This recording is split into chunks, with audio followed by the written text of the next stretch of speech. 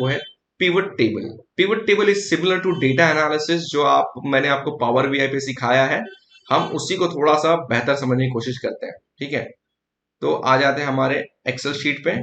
यहाँ पे pivot table में मतलब कि आपके पास ये डेटा है, region, country, item, representative name, sales name, order and so on. अब आपको क्या करना है, एक्सेल के ऊपर ही डैशबोर्ड क्रिएट करना है या आपको डेटा वेरिफिकेशन करना है। तो डेटा वेरिफिकेशन जब मुझे करना होता, जब मेरे बॉस पूछते थे, तो मैं पूरा का पूरा एक्सेल पे पहले वेरिफिकेशन करने के लिए पिवोट यूज करता था, उसके बाद ही मैं पावर बीआई के ऊपर जाकर के उसको क्रिएट करता था। ठीक है, तो कैसे करना है वो हम जानते हैं। क्या करना है आपको, यहाँ पे रीजन पे मैं सेलेक्ट करके रखता हूँ। उसके बाद आप इंसर्ट पे आइए, इंसर्ट पे देखो एक पिवट टेबल करके लिखा हुआ है, इसके ऊपर मैं क्लिक करता हूं तो ये आपसे पूछेगा ये टेबल रेंज, राइट। तो टेबल रेंज आपसे पूछेगा, तो मैं यहां से टेबल रेंज ले लेता हूं।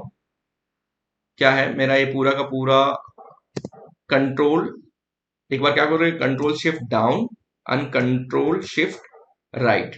ठीक है, तो ये पूरा सिलेक्शन हो गया। आपको न्यू वर्कशीट में चाहिए कि एग्जिस्टिंग में, मतलब इसी इस पे, तो आई डोंट थिंक सो इस पे अच्छा दिखाई देगा कि बहुत सारा भर जाएगा, तो न्यू वर्कशीट पे ले लेते हैं। ठीक है, मैं इसको क्लिक करता हूँ, एक नया वर्कशीट आ जाएगा। तो आप देखोगे यहाँ पे क्रिएट हो गया, जैसे कि हमारा पावर बीआई के अंदर में ड्रैग एंड ड्रॉप होता था, उसी तरह यहाँ पे भी क्रिएट हो गया।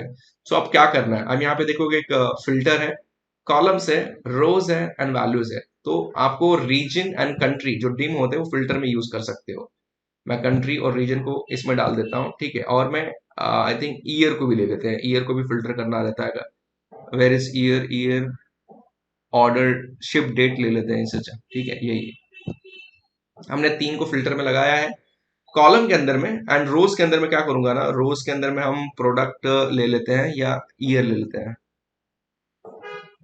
Order year. ठीक है, ऑर्डर ईयर्स को रोज में कंसिडर करते हैं, तो आप देखेंगे 10, 11, 12 सब आ गया। ठीक है, एंड यहाँ पे मैं क्या करूंगा, मुझे सेल्स जानना है, टोटल सेल्स कितने हुए। तो यहाँ पे मैं क्या करता हूँ, सेल्स, सेल्स, सेल्स चैनल है या सेल्स, टोटल रेवेन्यू मतलब आपका सेल्स होता है, तो इसको मैं डाल देता हूँ वैल्यूज में। आप देखो वैल्यूज में आ रहा है, टोटल कॉस्ट ले लेते हैं वैल्यूज में, और उसमें से अगर माइनस करेंगे तो आपका टोटल प्रॉफिट निकल आता है। ठीक है, अब यहाँ पे मैं, आप देखोगे रीजन है, कंट्री है, शिप डेट है। यहाँ पे अगर मैं रीजन सेलेक्ट करूंगा सिर्फ एशिया का, तो मैं डायरेक्टली यहाँ सिर्फ एशिया का ही सेल्स देखूंगा 2010-12 इसके अंदर में।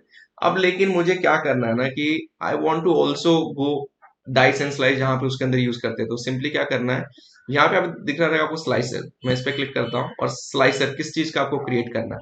सो I want to know representative name के हिसाब से मुझे एक स्लाइसर चाहिए, सेल्स चैनल के हिसाब से चाहिए, ऑर्डर प्रायोरिटी के हिसाब से चाहिए।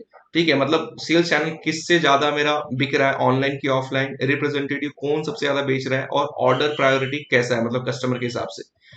ठीक है, तो मेरा यहाँ पे आप देखोगे तीन स्लाइसर क्रिएट हो गया, राइट। जैसे कि अपना वहां पे पावर बीआई के अंदर आपको दिखाया था स्लाइसर क्रिएट होता था। So I can simply go and select any, जैसे कि इसका सेलेक्ट करूंगा तो इनका डिटेल दिखाएगा, रिप्रेजेंटेटिव नेम, राइट। सो इन सबका ऐसा आएगा, इसको क्लियर करना है, simply you can clear here and all the details will come. I would like to know only the sales through online, right. So online के थ्रू, तो ऑनलाइन का सेल्स यहाँ पे दिखा देगा कि टोटल कितना हो रहा है, 52,52,904 डॉलर।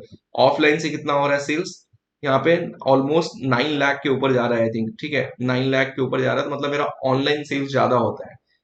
तो यहाँ से क्या कर सकते हैं ना, इसके ऊपर भी आप एक डैशबोर्ड क्रिएट करना स्टार्ट कर सकते हो, या डेटा वेरिफिकेशन करने के लिए आप इसका यूज कर सकते हो, तो आपको जैसे यूज करना है।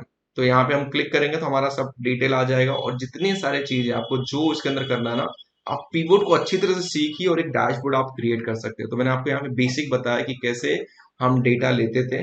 अगर हम इसको और ज्यादा, इसको मैं अगर क्लियर कर दूं, फॉर एग्जाम्पल ऑल सेलेक्ट करते फॉर नाउ, यहाँ पे तो सारी की सारी कंट्री का आ जाएगा। अगर हम 2010, तो 2010 के अंदर अगर क्वार्टर्स आ जाते हैं, तो यहाँ पे मैं क्वार्टर्स को भी ऐड कर सकता हूँ रोज के अंदर में। ठीक है, क्वार्टर्स। ठीक है, तो मैं यहाँ पे आप देखोगे कि क्वार्टर वन में कितना सेल्स हुआ, क्वार्टर टू में कितना हुआ, और उसके हिसाब से ईयर ऑन ईयर बिजनेस कितना हो रहा है, क्वार्टर ऑन क्वार्टर कितना हो रहा है, मंथ ऑन मंथ कितना हो रहा है, वो सब कुछ आप कैलकुलेट कर सकते हैं। इसके लिए आपका बेसिक फाउंडेशन एक्सेल है, ये जब हो जाएगा आपका ना, ऑटोमेटिकली जो आपका एसक्यूएल और ये सब करोगे ना, तो आप आसानी से लॉजिक बैठा पाओगे।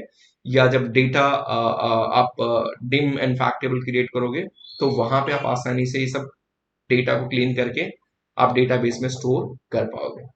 तो ये हमारा पूरा का पूरा एक्सेल के ऊपर था कि क्या क्या एक्सेल के अंदर एज अ बिजनेस इंटेलिजेंस और बिजनेस एनालिस्ट को आना चाहिए।